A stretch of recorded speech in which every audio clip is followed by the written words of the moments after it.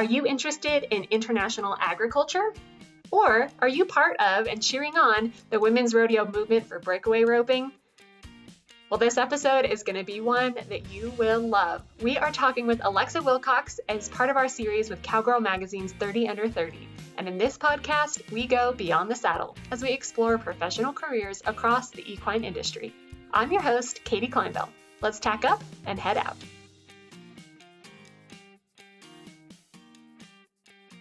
Welcome back to another episode of Beyond the Saddle. I have another one of the amazing honorees from the COWGIRL Magazine 30 Under 30 program.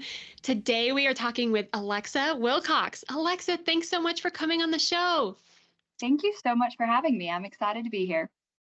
You have such a cool story to share with us and such a fun job. So let's just start there. What are you doing currently? What is your role? Talk to us about what your day-to-day is. Yeah, my day-to-day is chaos, it feels like, but I'm currently the head women's rodeo coach at New Mexico Junior College, as well as an adjunct business professor. So I teach a business communications and a marketing class, as well as coach. I have 14 girls on the team this semester in all college rodeo events. So that includes breakaway roping, the barrel racing, goat tying, and team roping. Then I also help my husband. He runs the horsemanship and equine industry degree training program here at New Mexico Junior College, and I assist with that as well. Oh my goodness, you're meeting with those students on so many different levels. So there's 14 that you're working with on the coaching side. How cool. Are they in all the discipline or all of the different events, or are they skewed one way or the other? Yep, it's a mix. So right now I have really two true all-around cowgirls, but then a handful of them are two eventers, so they compete in either the barrel racing and the breakaway roping, or the breakaway roping and the goat tying. And then I do have quite a few barrel racers, so we have a good mix, kind of all different skill levels. They come from all over. We have several students from Canada actually, so that's a fun experience for me and for the other students here from the US. But then our students in the US, they come from a variety of states. What a fun melting pot to get all those people in one place and, all competing for you and for the school. Talk to me a little bit about university life. I think that's a career path that maybe some people have considered or thought about, how fun that would be. And you and your husband are in it. So what is that like? How do you work together? Do you get to work together? And how is it working for the university? Yeah, definitely. So we are at a junior college here. So, it's only 2 years, which honestly, I am sad about, because you only get those students for 2 years typically, whereas a university, you'd have them for the 4. But I love the community that you find on campus. I got my undergraduate degree at Texas Tech and then got my master's at Oklahoma State. And I just always loved the feeling and the energy that you can find on any school campus, especially, when you get to be involved in the athletic side like we are with the rodeo team here at the junior college. So I just think it's really lively. It's a lot of fun. I love interacting with the students, teaching them as well as coaching them. They keep you young, whether you want to be or not. They're always teaching me the new hip slang or the new music that I have no idea who it is singing. But they're always keeping me young and youthful, I tell them. But it's just always, a lot of fun too, because they're at a fun stage in life. And so you get to help them kind of shape what their future looks like and help, expand their horizons and counsel them, but then we're always having fun. So it's a really enjoyable time. It sounds like so much fun. And I can tell that you enjoy teaching, right? And being with those kids, because if they didn't keep you on your toes, and if you didn't enjoy the ways that they keep you on your toes, it wouldn't be for you, but clearly you like it. Definitely. You asked me about a typical day of my life, and there's just truly no telling when you wake up in the morning how the day is going to go, because there are a million 18 to 20-year-olds running around, and you never know what's going to come up. Oh my gosh, they keep things interesting. Well, and you throw horses in the mix, right? Everybody's bringing their horses, or they're, figuring out that part of their life to keep horses there with them so they can be there as they're on their college career. That adds a whole other layer, doesn't it? I know. I tell the other athletic coaches that their jobs are way easier because they just have to coach kids or students. And I get to coach students and horses and the student-horse relationship and all the things that come with that. We all know that if you have a horse, it doesn't take very long for that horse to need a vet. So that keeps us on our toes pretty regularly as well, which is fun, and to be around the horses every day is a lot of fun as well. Never a dull moment when we have horses in our world. That is for dang sure. Definitely. Well, you've had such an interesting career. So, like, talk to me about your journey. How did you end up here, and what were sort of the steps along the way? Oh man, it was a very complicated process, but it's one I wouldn't change for the world. Like I mentioned, I got my undergraduate degree in agricultural communications at Texas Tech University. I was there for all 4 years and rodeoed on the rodeo team there all 4 years. I was president of the rodeo team my senior year, and it was on scholarship, and just had a lot of fun college rodeoing. Really enjoyed my time, learned a lot, grew a lot. Also, really enjoyed school and my degree path. I am so grateful for the agricultural communications department at Texas Tech. They're truly phenomenal, and just can't say enough good things about them. But I knew when I got close to the end of my senior year, I just didn't feel quite ready to step out into the career field. I wanted more information. I'm a big lifelong learner advocate. I love learning, and just felt like I wanted more diversity in my degree and my education before I really ventured out into the career world. And so I started looking into graduate programs. And funny enough, it was just a friend on a bus at Texas Tech said, "Hey, have you heard about this graduate program at Oklahoma State?" And it was a graduate program of international agriculture. You can kind of create your own degree path and you get to travel. And that just sounded like so much fun. And so I had applied, ended up getting an assistantship with the Department of International Agriculture there at Oklahoma State, and then talked to the rodeo coach there, and he was extremely excited to have me as part of the rodeo team as well. So it was just the best of all the worlds. I got to continue my education, got to see a new part of the country there in Stillwater, and then also got to continue rodeoing. And I just couldn't ask for better. So I packed up and moved as soon as I graduated at Texas Tech, and lived in Oklahoma for those 2 years and started that international agriculture degree, thinking that I would probably still find a career in the rodeo industry after graduation.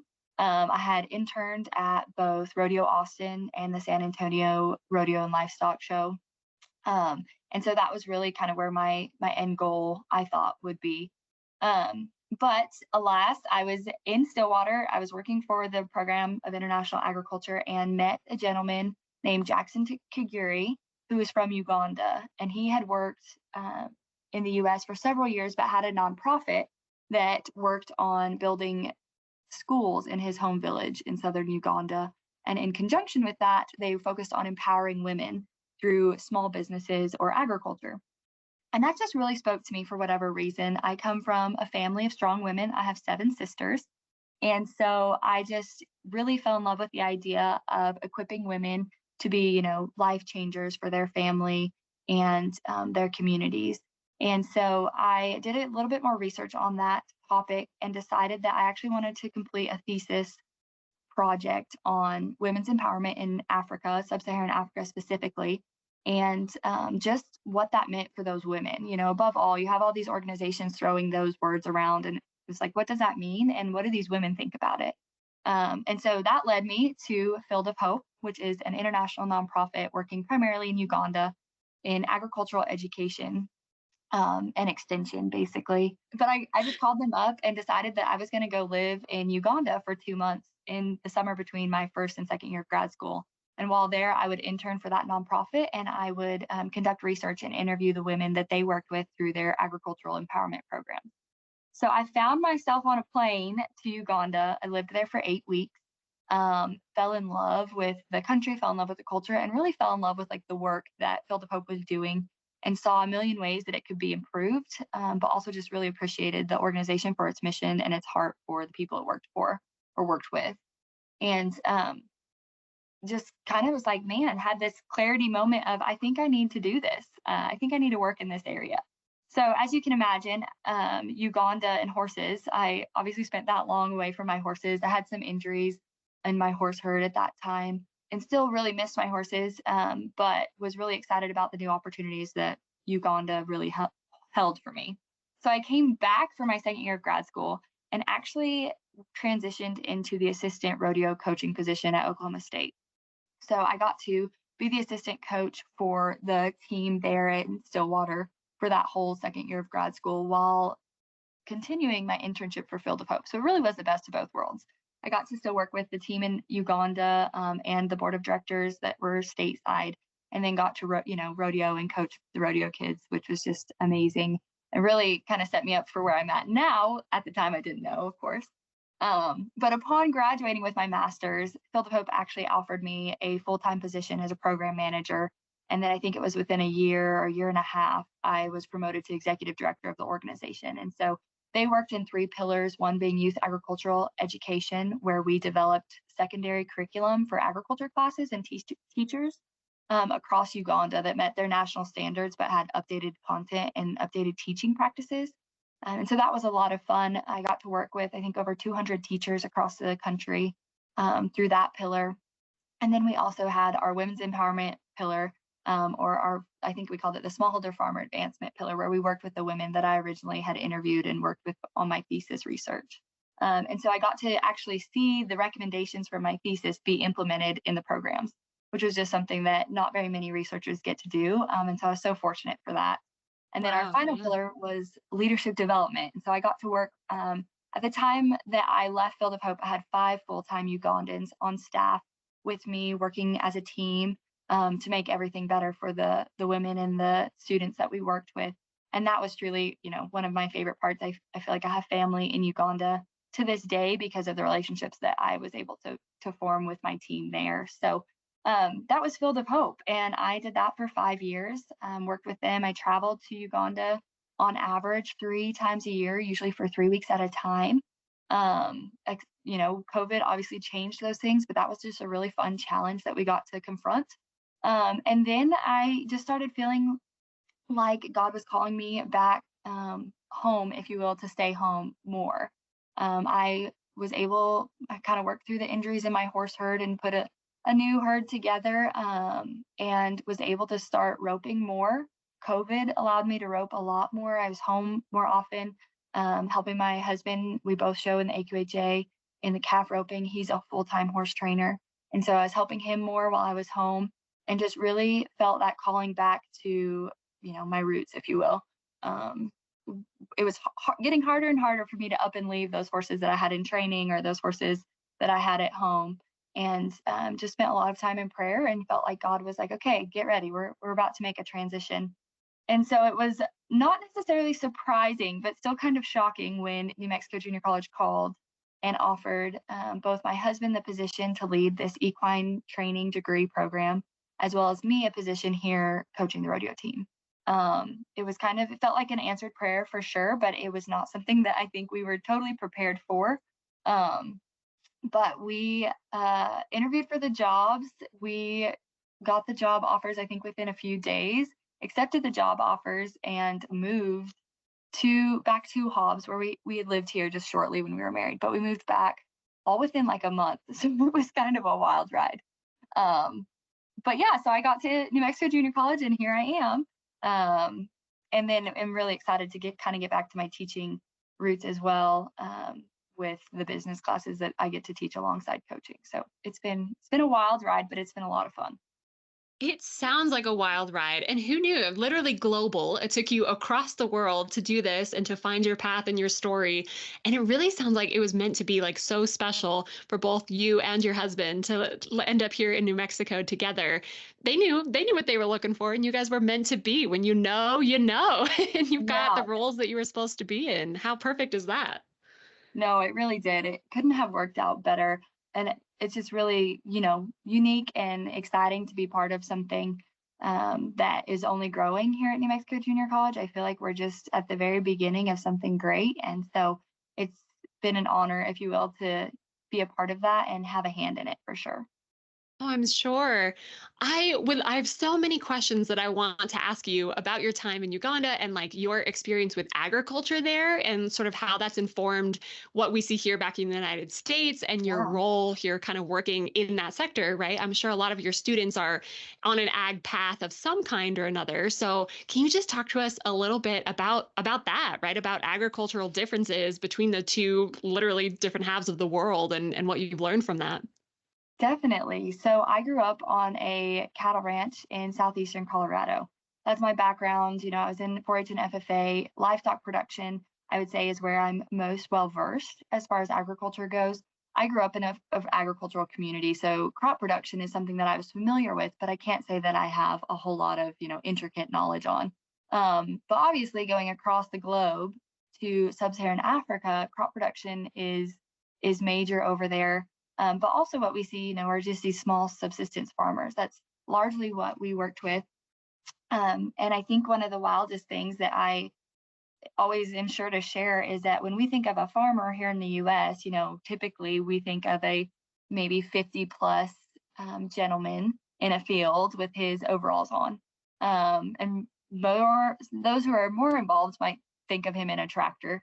But when you say a farmer in Uganda specifically, or sub-Saharan Africa, they think of a woman of any age who's just trying to provide for her family.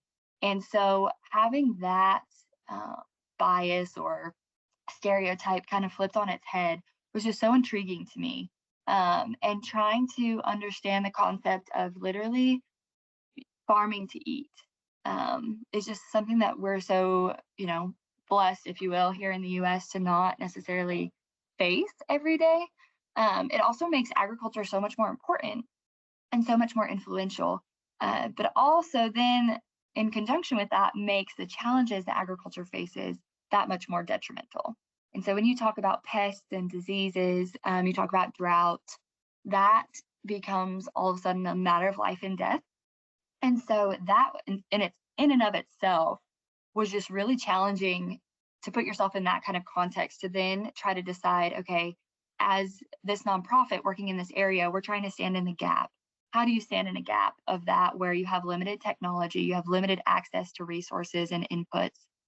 Really, you kind of just come to this conclusion that education is the best way to combat all of these things. And so we really tried at Field of Hope to invest in that human knowledge and that education piece. And then, of course, you're continuously just looking for connections to improve that access to inputs and resources, and improve the conditions and access to technology that we in the US, we didn't see a lot of the same problems because there was a tractor right down the road, or, fuel was right there, or as far as like transporting our goods to the markets, it's just so accessible here, where it wasn't in Uganda and much of sub-Saharan Africa. There's a statistic that says that we actually grow more than enough food to feed every person in the world. The problem is the distribution of that food and getting it to where it's most needed. And that is something that we saw firsthand. And so, agriculture is so different over there, but it's also a lot of the same. You have the same principles. You need water to grow seeds, you need good soil. And those methods of improving those are all the same, but then you just have the extra barriers in Uganda of gaining access to that, or it not being readily available, or not being able to reach where you're working.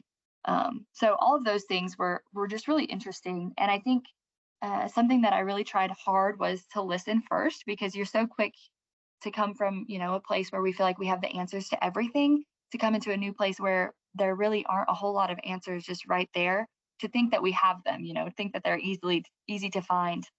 And so I always really tried to make an effort to listen first and learn before we started brainstorming about solutions, because there's just so many complexities to agriculture and the struggles that agriculture faces in sub-Saharan Africa that you really, it takes a long time to really get the full picture. There's so many cultural complexities that build into it, and you painted that picture so eloquently. Talk about a reality check. I mean, you demonstrated it so well of like, we're almost like so disconnected. It's a blessing, here in the States, to be able to be disconnected from our food production, but maybe so many of our own cultural issues do come from that fact. Whereas, in that part of the world, it is not just their identity or their occupation, right? It is their way of life to live, to find sustainability and sustenance for their families that we don't think about here in the States. Like, we're so blessed to not have to think about that, but you really have that firsthand experience in how powerful and how visual that really is, and how important it is to educate and to help and to find the best ways to do it and answer questions that are very complex, that do not have simple answers by any stretch. Yeah, definitely. And you're just continually faced with the fact that it's not a one size fits all. and just even like from the highest level of government down to the farmer with the least amount of land. Like there's so many different things that you have to consider when you're trying to figure out how to best support them.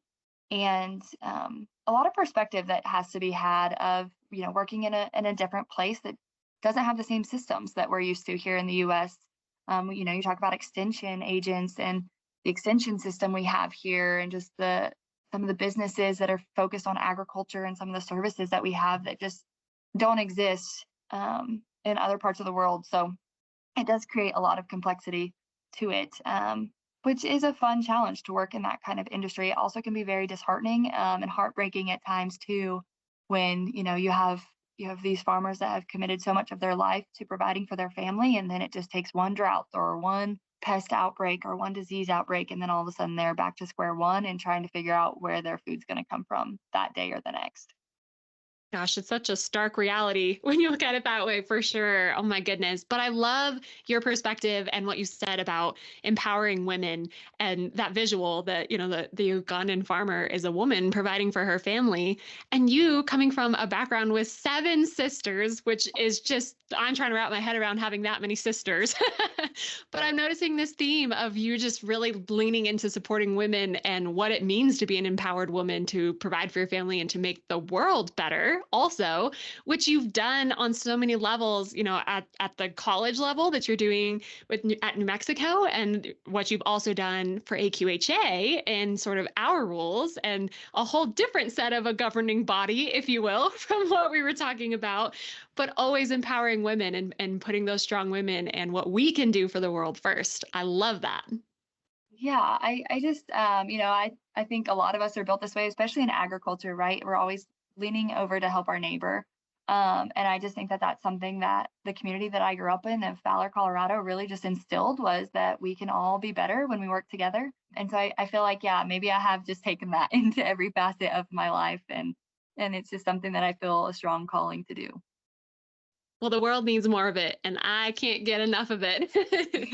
Let's talk about what you've done for the AQHA rule book. You've done a lot of good work that the rodeo community thanks you for. So I'll let you kind of share what you've done, but it is amazing and it's so great. We need to talk about it. Oh, yeah. Well, thank you. You're so sweet. Yes. So as I mentioned before, my husband is a calf horse trainer, or a rope horse trainer. And I have some deep roots in terms of horse showing in the AQHA. My dad, Mike Major, is a multi-time world champion in the versatility and cow horse and ranch riding arenas. And so, I've spent a lot of time at AQHA shows over my life. And I just have a lot of, like I said, passion for being a contributing member of the AQHA or of any association, and just trying to, make everything better whenever we can. I showed in the amateur breakaway roping at AQHA for several years. My husband has shown in both the amateur and the open levels, and we've had some success there. One thing that I always was just kind of disappointed in is I'm a breakaway roper by trade. That's kind of where my passion lies. I have, rodeoed at the amateur levels. I've rodeoed at the professional levels. And we have some really awesome breakaway ropers. And I think the world obviously is starting to catch on to all of that. But even more so, I've watched a lot of my friends train some really amazing breakaway horses. And I was just always disappointed that the AQHA didn't necessarily have a space for them to go and show in, their horse training skills, because there wasn't an open breakaway class. So in the AQHA, for those who don't know, if you have a professional rodeo card, you are then considered a professional or an open rider. You're not allowed to show in the amateur classes. Especially if you're riding for the outside public or riding horses that you don't own. And so if you think about all these women ropers that we see, a lot of them are training horses for sale or training horses for outside customers. And they also may be riding horses that they don't necessarily own either. All of that led me to think that we needed an open breakaway class, so that these women like Larry D. Guy and Jackie Crawford, even to my really good friends, Sierra Erickson and Chelsea Putnam Brown, or Brown Putnam, they all train wonderful horses, and I think that they deserved a spot to be able to display that, just like our men in the tie down do. And so that just led me into the addition of an open breakaway roping class. and we're not quite finished with it. We still have some work to do on it, but we do now have an open breakaway roping in the AQHA. And that was a really fun project. I had a survey done. I worked with over 100 breakaway ropers on conducting a survey to see, their interest, to kind of just prove the concept to AQHA, to see if they would entertain the idea of having the class. Submitted the rule change, kind of went back and forth with the rules committee, working on it and trying to perfect it. We're still, like I mentioned, working on it and getting it perfected. Right now, it's just a timed class. My goal for it is to be a judged class where they consider the time, yes, as one maneuver, but also consider things like the box, how a horse manages itself in the box, the run and rate to a cow, the stop, and then the time. All things that I think are really important when we're talking about elite quarter horses in the breakaway roping. So that's where we're at today. I was honored. They had a stakes class in 2022 just to kind of have a proof of concept and see how it would work. And I was able to win that class. So that was really special, a very special win for me. And then this past year, C.R. Bradley won the Open Breakaway there at the World Show as well. And that was really exciting to see. I think we had over 60 entries at the World Show this year, which is just amazing. Oh my goodness. Congratulations on so many fronts, and kudos for staying after something that is so important and needs more visibility in the industry. And it's getting it. Like, I feel like breakaway is having its time in the spotlight, if you will, and so well deserved after such a long time of just like following the boys.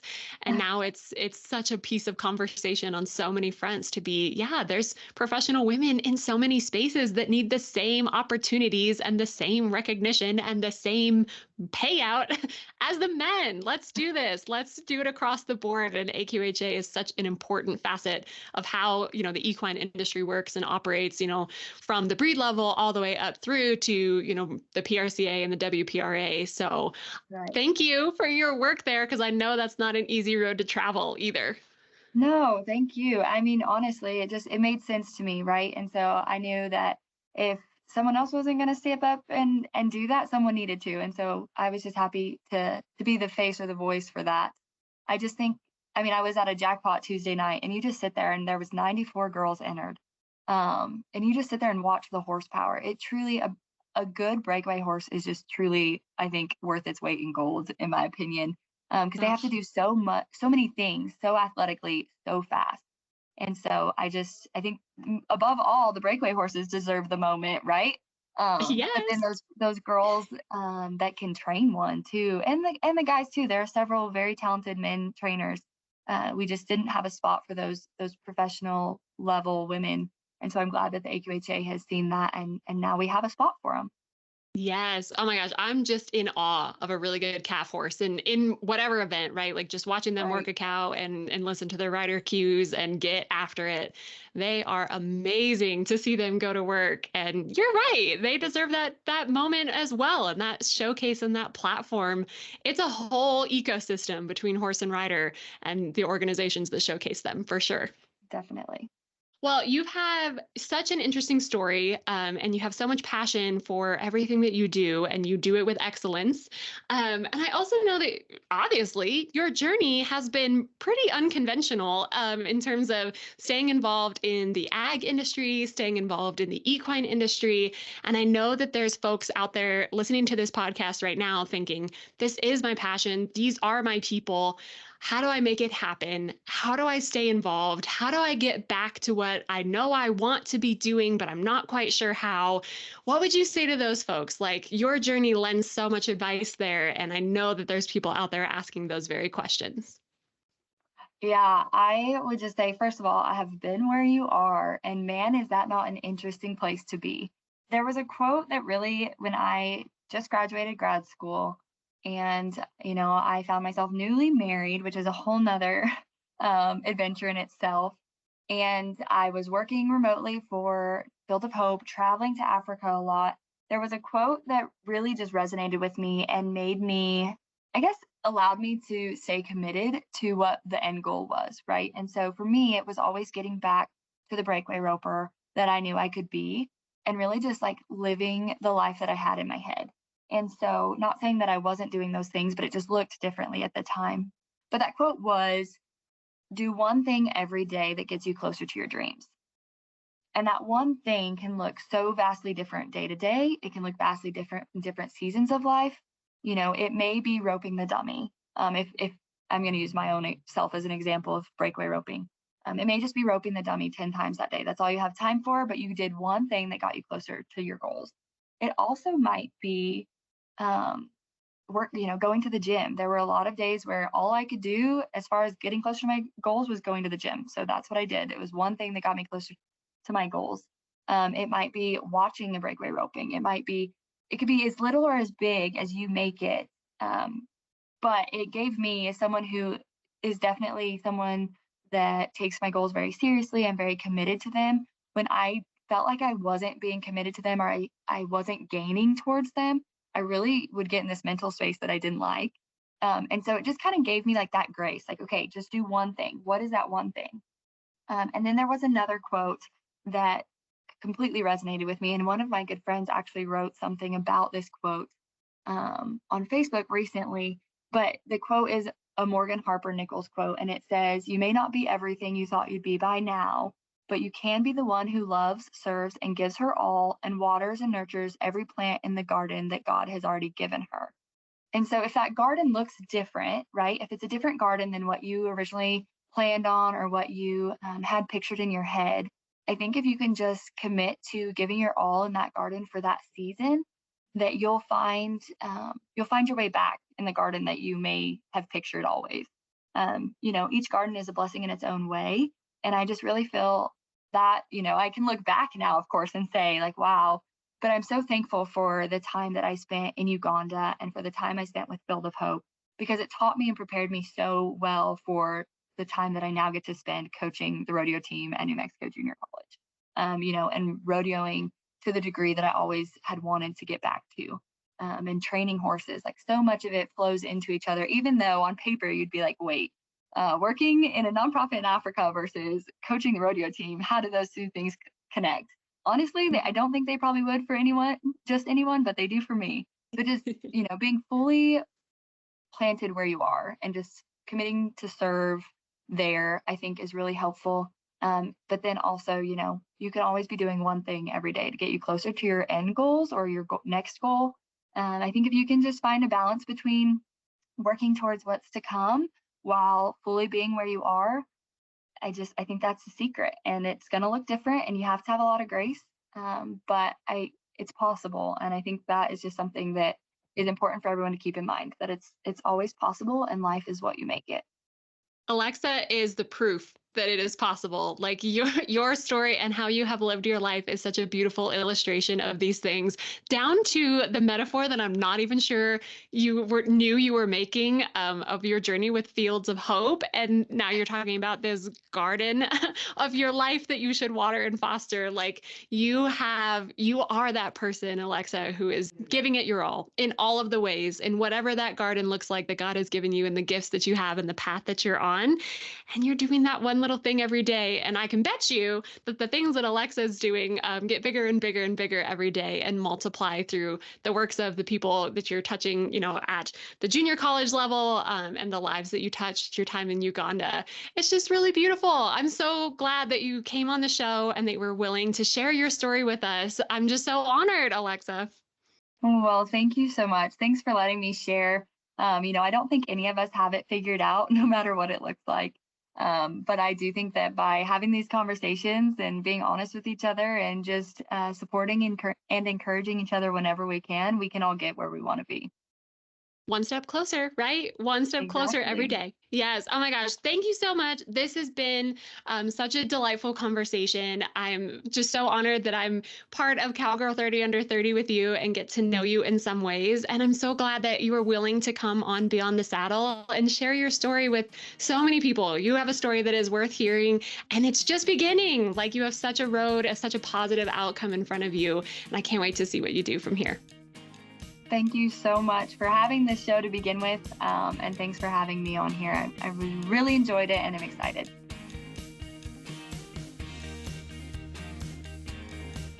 Thanks for riding along in this episode with Alexa Wilcox. Stay tuned for more episodes with COWGIRL Magazine's 30 Under 30.